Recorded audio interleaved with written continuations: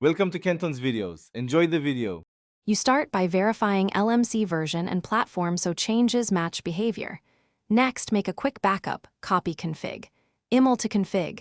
IML, back or use the export command so you can roll back. Once done, open the main config in your editor and locate the environment sections. Set path and secret keys first.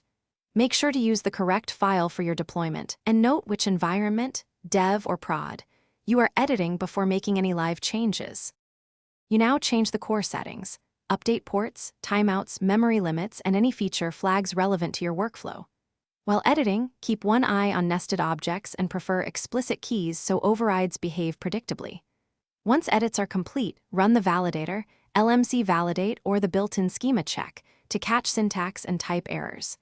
If validation fails, read the error line, revert the minimal change, and reapply stepwise so you can isolate the faulty entry quickly. You finish by applying the config. Use LMC reload or restart the service so the new settings take effect. After restart, verify runtime with logs, health endpoints, and key metrics to confirm changes behaved as intended. If something goes wrong, revert to config. IML. Back immediately, then compare diffs to identify the culprit. Once identified, reapply fixes in small increments and validate after each change. This iterative approach helps you find the root cause.